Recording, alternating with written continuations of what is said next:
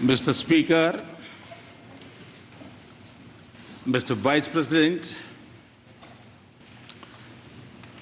distinguished members of the U.S. Congress, ladies and gentlemen, I'm deeply honored by the invitation to address this joint meeting of the U.S. Congress. Thank you, Mr. Speaker, for opening the doors of this magnificent Capitol. This temple of democracy has encouraged and empowered other democracies the world over.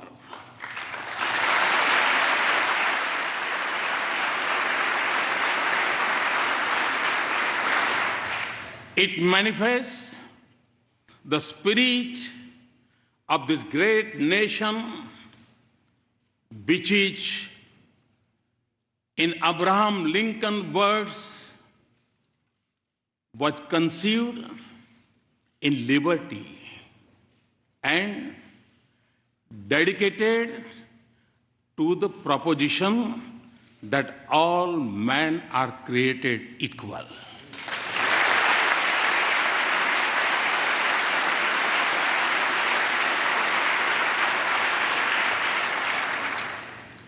In granting me this opportunity, you have honored the world's largest democracy and its 1.25 billion people.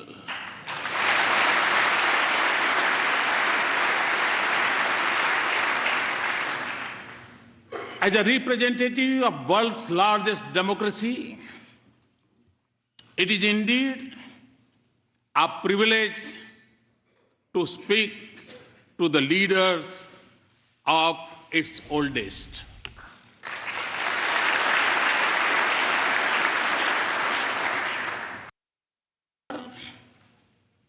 Two days ago, I began my visit by going to the Arlington National Cemetery, the final resting place of many brave soldiers of this great land.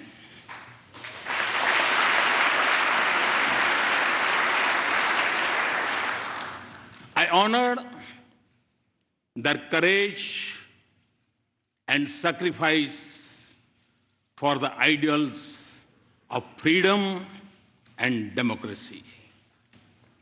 It was also the 72nd anniversary of the D-Day.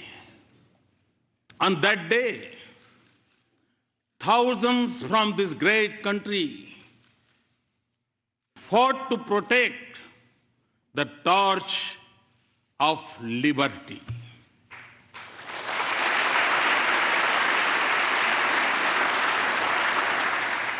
They sacrificed their lives so that the world lives in freedom.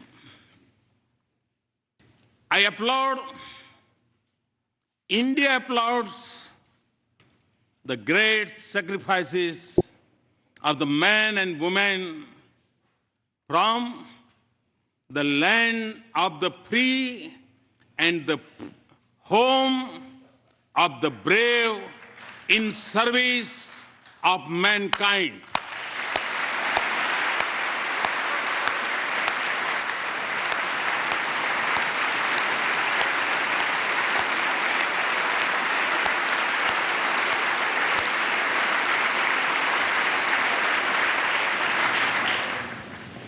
India knows what this means because our soldiers have fallen in distant battlefields for the same ideals. That is why the threads of freedom and liberty from a strong bond between our two democracies. Mr. Speaker, our nations may have been shaped by diverse histories, cultures, and faiths. Yet, our belief in democracy for our nations and liberty for our countrymen is common. The idea that all citizens are created equal is a central pillar of the American Constitution. Our founding fathers too shared the same belief and sought individual liberty for every citizen of India.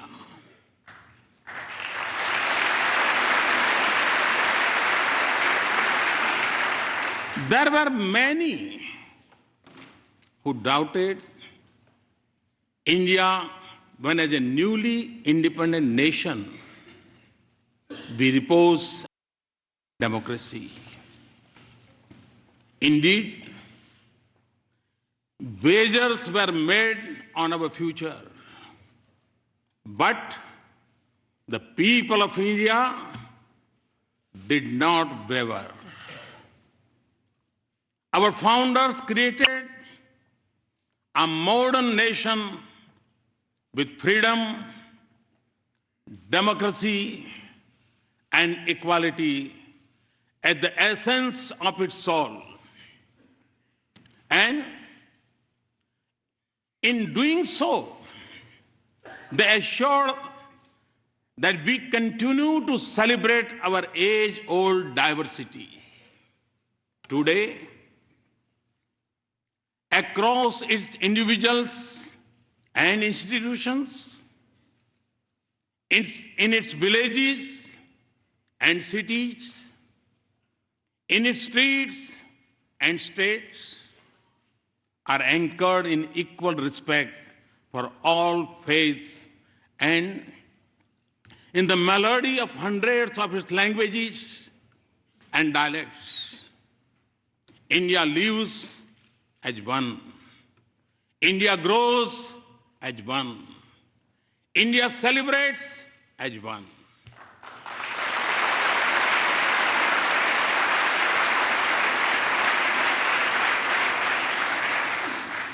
Mr. Speaker, modern India is in its 70th year.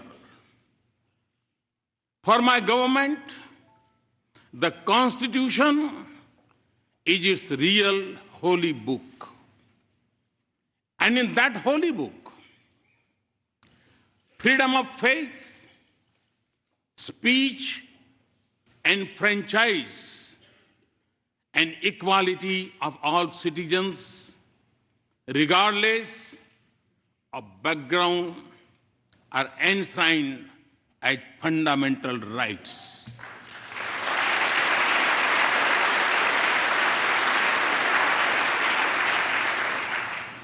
$800 million of my countrymen may exercise the freedom of franchise once every 5 years.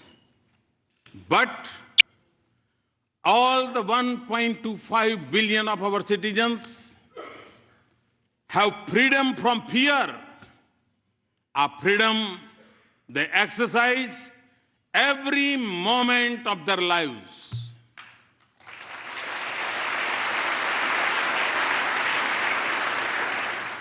Distinguished members, engagement between our two democracies has been visible in the manner in which our thinkers impacted one another and shaped the course of our societies. Thoreau's idea of civil disobedience influenced our political thoughts. And similarly, the call by the great sage of India Swami Vivekananda to embrace humanity was most famously delivered in Chicago.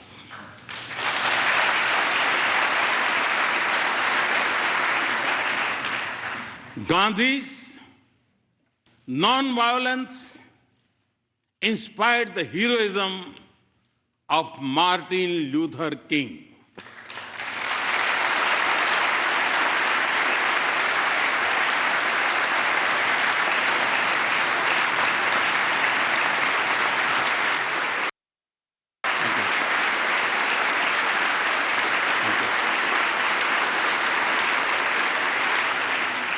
Today, a mere distance of 3 miles separates the Martin Luther King Memorial at Tidal Basin from the statue of Gandhi.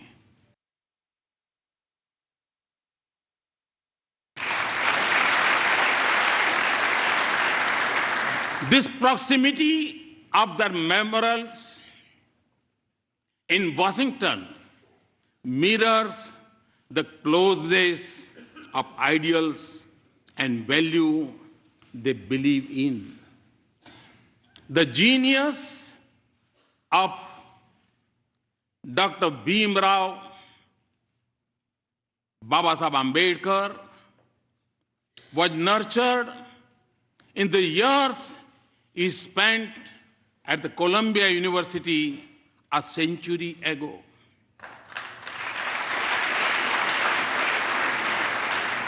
The impact of US Constitution on him was reflected in his drafting of the Indian Constitution some 3 decades later.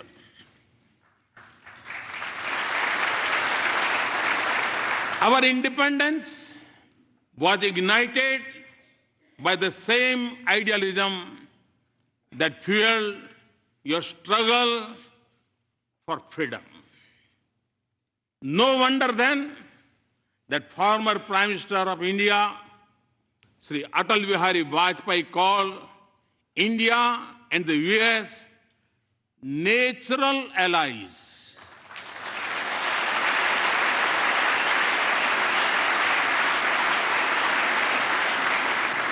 No wonder that the shared ideals and common philosophy of freedom shape the bedrock of our ties. No wonder then that President Obama has called our ties the defining partnership of the 21st century.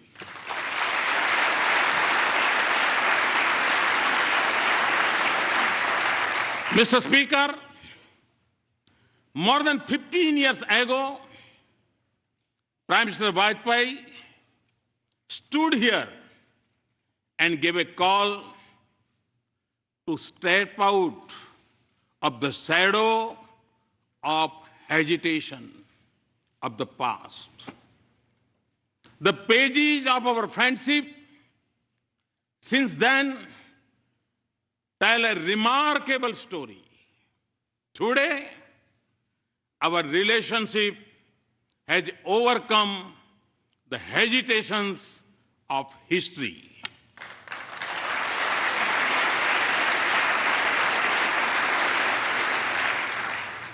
Comfort, candor, and convergence define our conversations.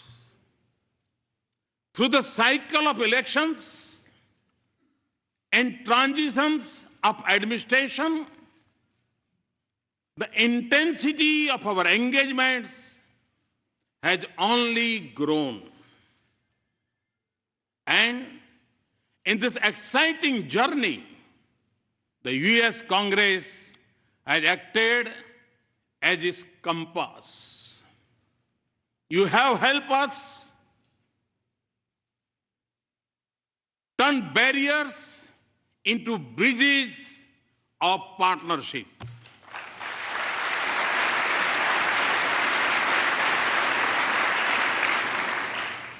In the fall of 2008, when the Congress passed the India-US Civil Nuclear Cooperation Agreement, it changed the very colors of leaves of our relationship.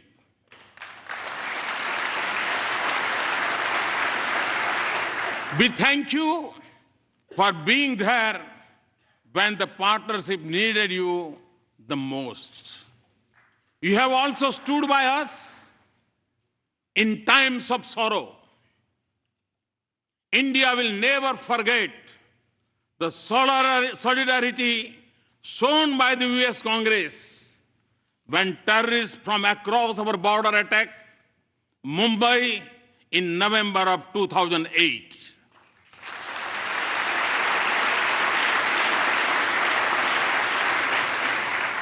And for this, we are grateful. Mr. Speaker, I'm informed that the working of the US Congress is harmonious.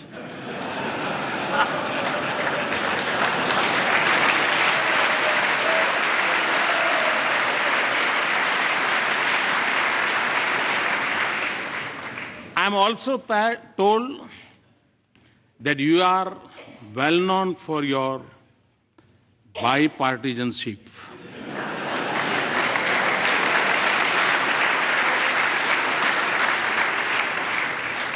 Well, you are not alone.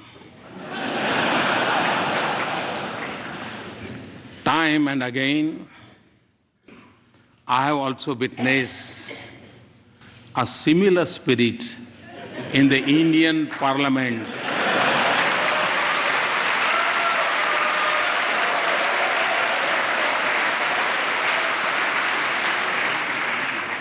Especially in upper house.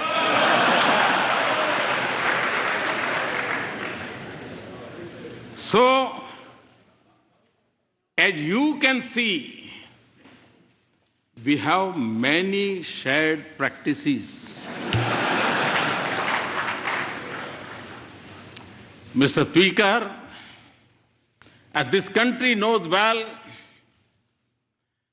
every journey has its pioneers.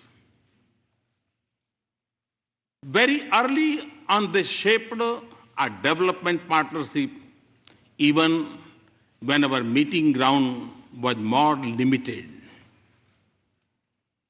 The genius of Norman Borlaug brought the Green Revolution and food security to my country.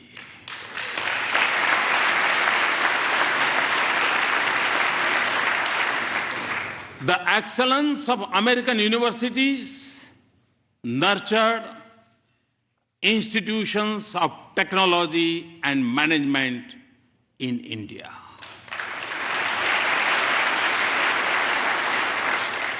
And I could go on, but fast forward to the present. The embrace of our partnership extends to the totality of human endeavor. From the depths of the oceans to the vastness of the space.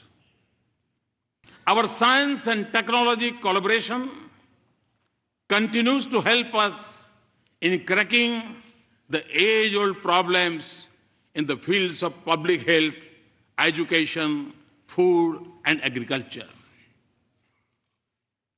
Ties of commerce and investment are flourishing. We trade more with the US than with any other nation.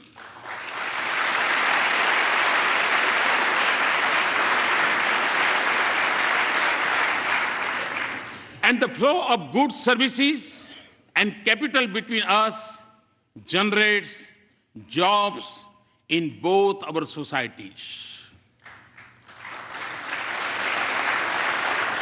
As in trade, so in defense. India exercise with the United States more than we do with any other partner.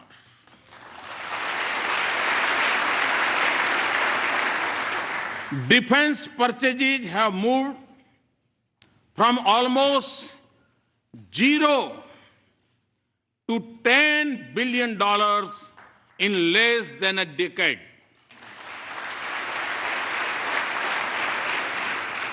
Our cooperation also secures our cities and citizens from terrorists and protects our critical infrastructure from cyber threats. Civil nuclear cooperation, as I told President Obama yesterday, is a reality. Mr. Speaker, our people-to-people links are strong, and there is a close cultural connect between our societies. Siri, you are familiar with the Siri. Siri tells us that India's ancient heritage of yoga has over 30 million practitioners in the US.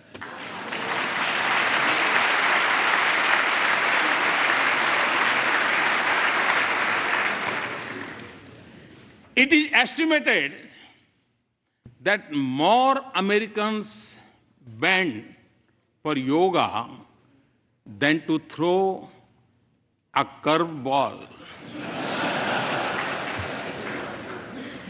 And no, Mr. Speaker, we have not yet claimed intellectual property right on yoga.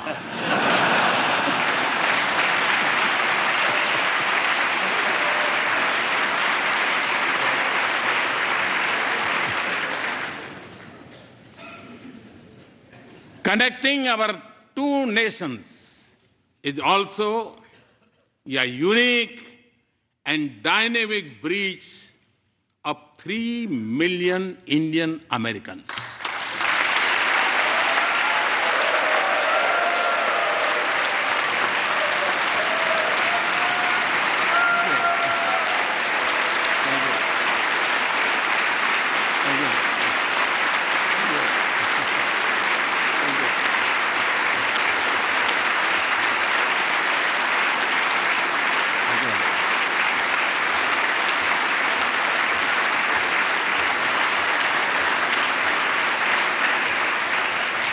Today,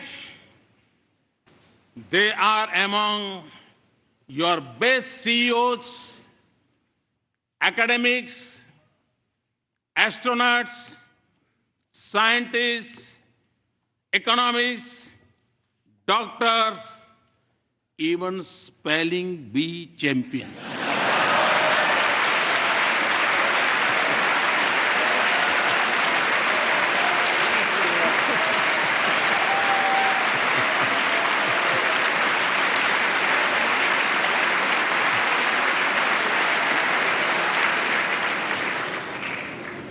They are your strength.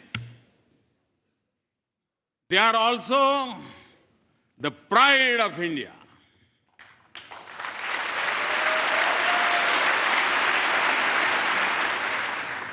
They symbolize the best of both our societies.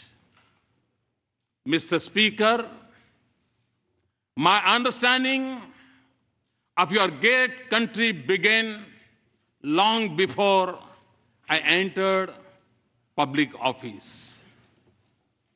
Long before assuming office, I traveled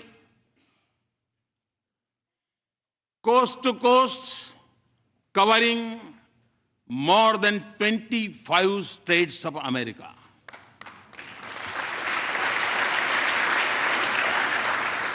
I realized then that the real strength of the US was in the dreams of its people and the boldness of their ambitions.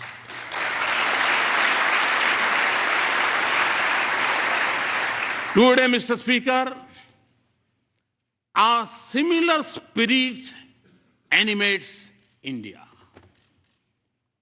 Over 800 million youth are spatially impatient. India is undergoing a profound social and economic change.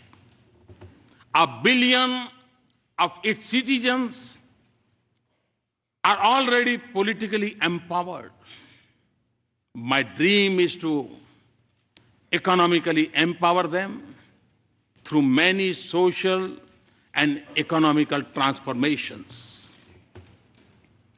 and do so by 2022, the 75th anniversary of India's independence.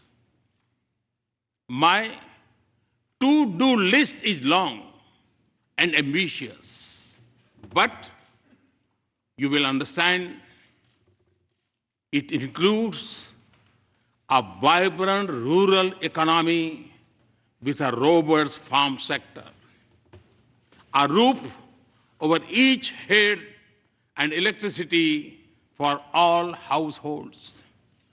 To skill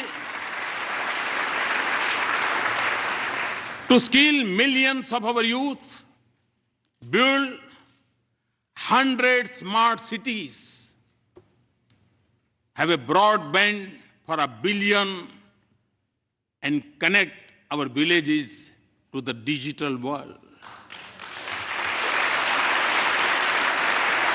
And create a 21st century rail, road, and port infrastructure. These are not just aspirations. They are goals to be reached in a finite time frame and to be achieved with a light carbon footprint with greater emphasis on renewables.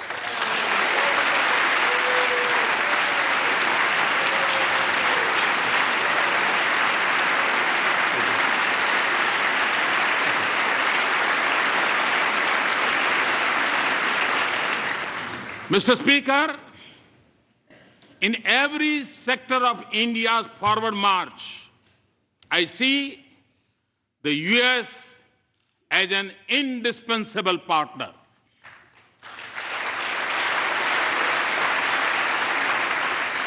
Many of you also believe that a stronger and prosperous India is in America's strategic interest.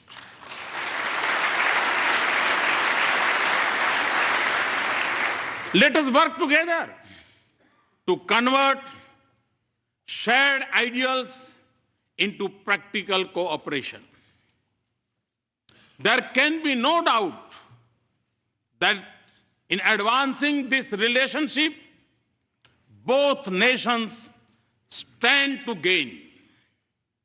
As the US businesses search for new areas of economic growth, markets for their goods, a pool of skilled resources, and a global locations to produce and manufacture, India could be their ideal partner.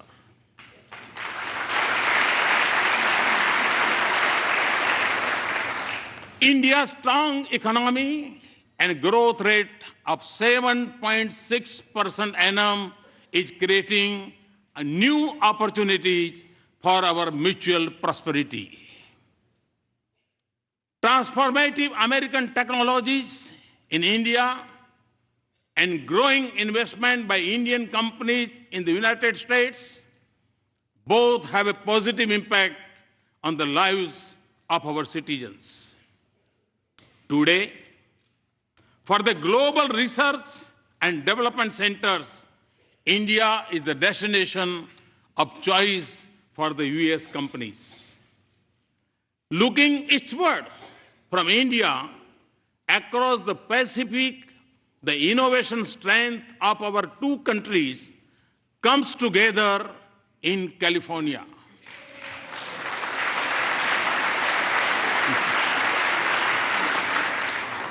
Here, the innovative genius of America and India's intellectual creativity are working to shape new industries of the future. Mr. Speaker, the 21st century has brought with it great opportunities, but it has also come with its own set of challenges. While some parts of the world are islands of growing economic prosperity, others are mired in conflicts. In Asia, the absence of an agreed security architecture creates uncertainty. Threats of terror are expanding and new challenges are emerging in cyber and outer space. And global institutions conceived in 20th century seem unable to cope with new challenges or take on new responsibilities. In this world of multiple transitions and economic opportunities, growing uncertainties and political complexities, existing threats and new challenges, our engagement can make a difference by promoting cooperation, not dominance, connectivity, not isolation, inclusive, not exclusive mechanisms, respect for global commons, and above all, for international rules and norms. India is already assuming her responsibilities in securing the Indian Ocean region. A strong India-US partnership can anchor peace, prosperity, and stability from Asia to Africa and from Indian Ocean to the Pacific.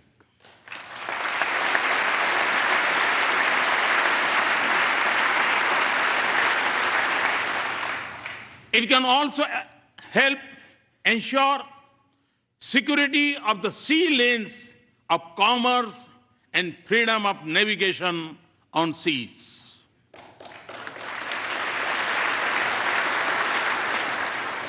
But the effectiveness of our cooperation would increase if international institutions frame with the mindset of the 20th century, where they reflect the realistic of today. Mr. Speaker, before arriving in Washington, D.C., I had visited Herat in western Afghanistan to inaugurate Afghan-India Friendship Dam built with Indian assistance.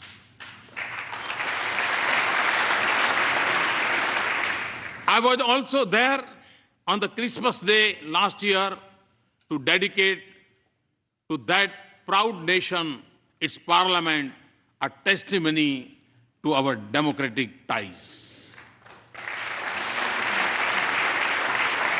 Afghans naturally recognize that the sacrifices of America have helped create a better life.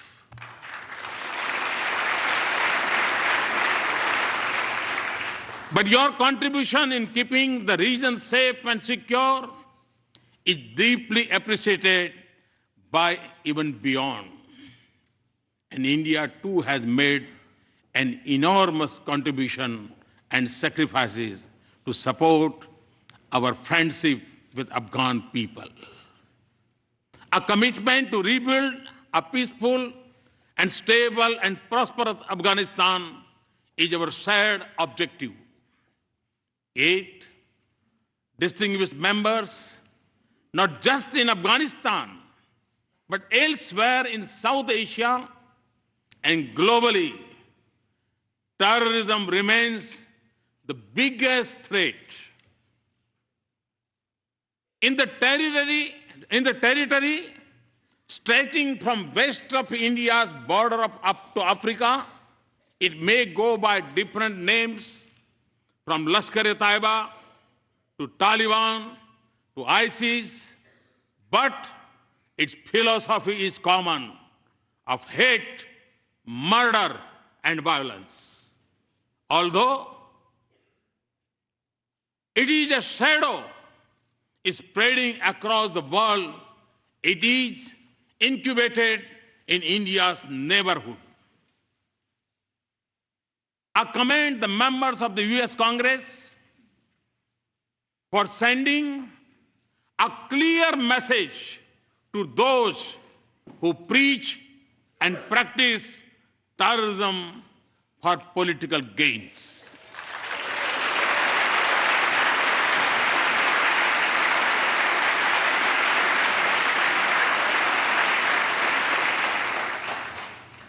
Refusing to reward them is the first step towards holding them accountable for their actions.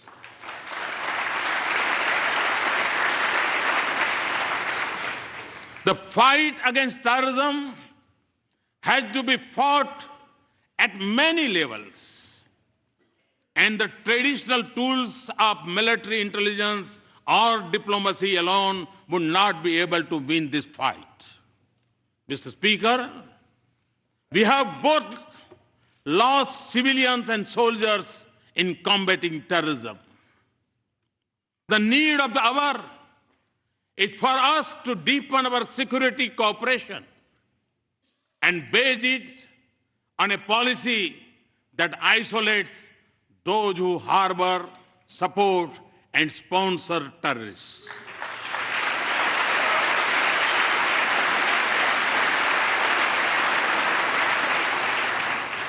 That does not distinguish between good and bad terrorists, and that delinks religion from terrorism.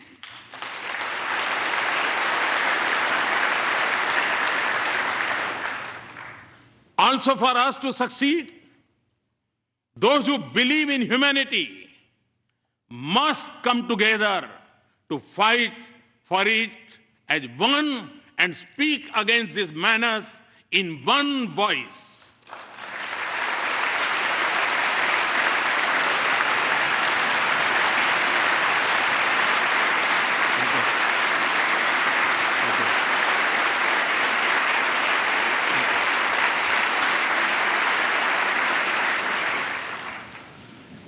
Terrorism must be delegitimized. Mr. Speaker, the benefits of our partnership extend not just to the nations and regions that need it most. On our own, and by combating our capacities, we are also responding to other global challenges, including when disaster strikes and where humanitarian relief is needed.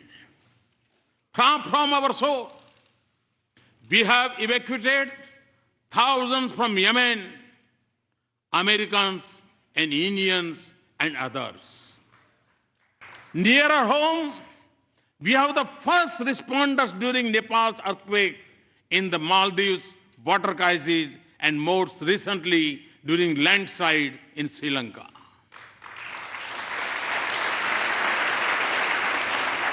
We are also one of the largest contributors of troops to UN peacekeeping operations.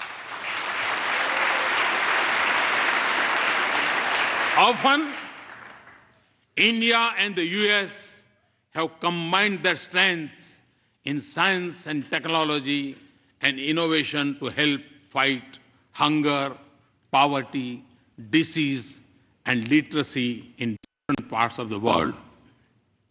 The success of our partnership is also opening up new opportunities for learning, security, and development from Asia to Africa. And the protection of environment and caring for the planet is central for our shared vision of a just world.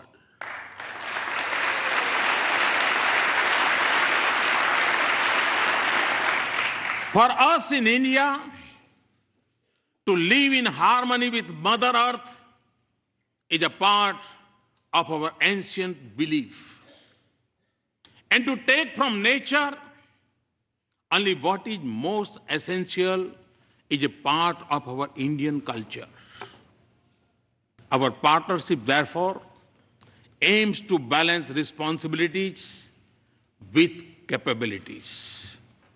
And it also focuses on new ways to increase the availability and use of renewable energy.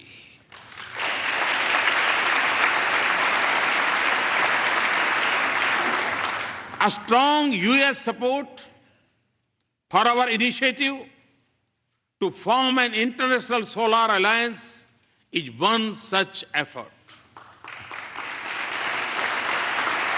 We are working together not just for better future for ourselves, but for the whole world. This has also been the goal of our efforts in G20, East Asia Summit, and climate change summits.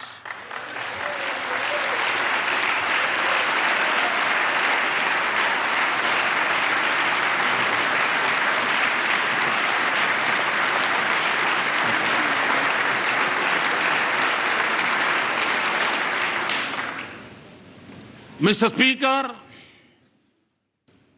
as we deepen our partnership, there will be times when we would have differing perspectives.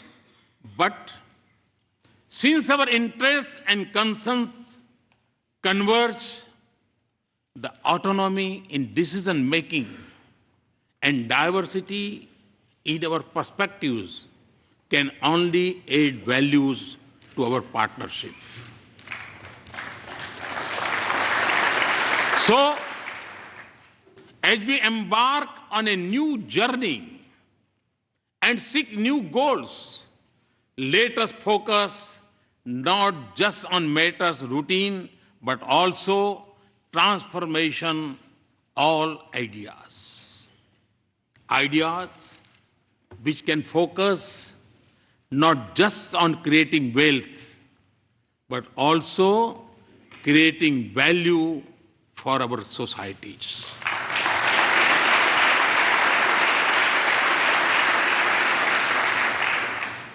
Not just on immediate gains, but also long-term benefits.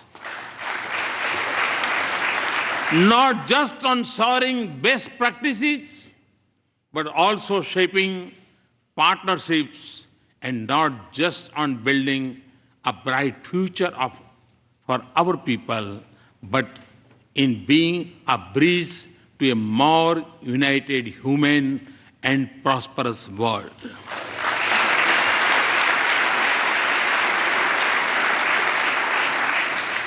And important for the success of this journey would be a need to view it with new eyes and new sensitivities.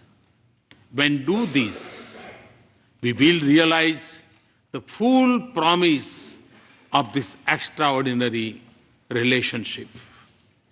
Mr. Speaker, in my final thoughts and words, let me emphasize that our relationship is prime for a momentous future. The constraints of the past are behind us, and foundations of the future are firmly in place. In the lines of Walt Whitman, The orchestra have sufficiently tuned their instruments.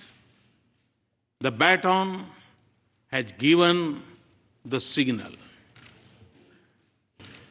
And to that, if I might add, there is a new symphony in play.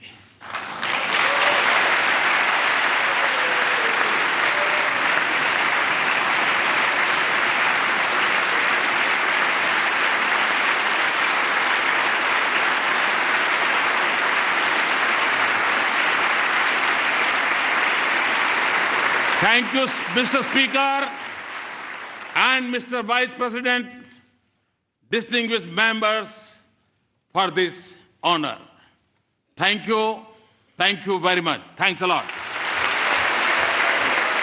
Find us on Facebook at facebook.com/ETNow and don't forget to click the like button. You can also follow us on Twitter at ETNowLive. To stay updated with all our programming, hit the subscribe button on our YouTube channel by logging on to youtube.com/user/ETNow.